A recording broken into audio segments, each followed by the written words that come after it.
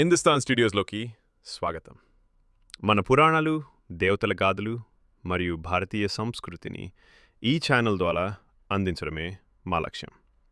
మనం చాలాసార్లు చూసుంటాము, శ్రీ మహావిష్ణువు పాల సముద్రం మీద ఒక పెద్ద పాము మీద నిద్రిస్తున్నట్టు చిత్రాలు, విగ్రహాలు, గోపుర నిర్మాణాల్లో కనిపిస్తుంటాయి.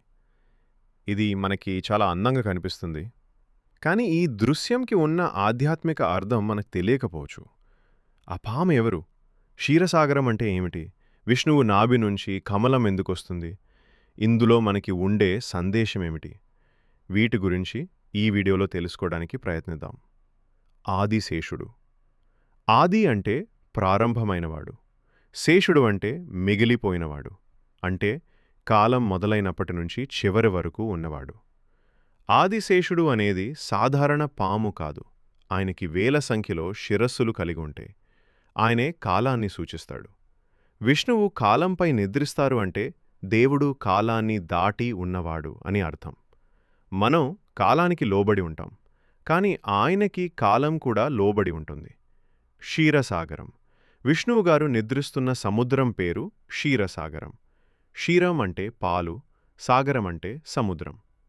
ఇది వాస్తవంగా మనం చూసే సముద్రం కాదు, ఇదొక ఆధ్యాత్మిక భావన. క్షీరసాగరం అనేది ఆత్మతత్వం, పవిత్రమైన శాంతి మరియు జ్ఞానాన్ని సూచిస్తుంది. అంటే purest form of divinity, peace and విజ్డమ్ను సూచిస్తుంది. బ్రహ్మదేవుని జననం. విష్ణుమూర్తి నాభి నుంచి ఒక కమల పువ్వు బయలుదేరుతుంది. ఆ కమలంపై బ్రహ్మదేవుడు కనిపిస్తాడు. బ్రహ్మదేవుడు సృష్టికర్త. ఆయన విష్ణువు నాభి నుంచి జన్మించాడు. అంటే అనంత సృష్టి అనేది పరమాత్మ నుంచి పుట్టింది. ఈ మొత్తము దృశ్యాన్ని మనం ఒక గొప్ప సందేశంగా చూడాలి. శ్రీ మహావిష్ణువు పాము మీద విశ్రాంతిగా ఉన్నాడు. ఆయన ముఖంలో శాంతి ఉంది. అంటే కాలానుగుణంగా శాంతియుతంగా సమంగా ఉండే స్థితిలో ఉండాలి. మన జీవితంలో ఎన్ని సమస్యలు ఉన్నా మన మనసులో శాంతి ఉంచగలిగితే మనం కూడా పరమాత్మనులా పీస్ఫుల్లీ జీవించగలం.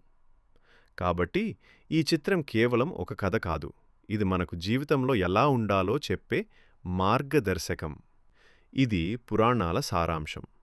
ఇది విష్ణుమూర్తి లీలలోని లోతైన అర్థం. మరొక విశిష్టమైన పురాణ గాథతో మళ్ళీ కలుద్దాం. ధన్యవాదాలు. వీడియో ఇష్టపడ్డారా? లైక్ చేయండి, కామెంట్ చేయండి, మీ మిత్రులతో షేర్ చేయండి.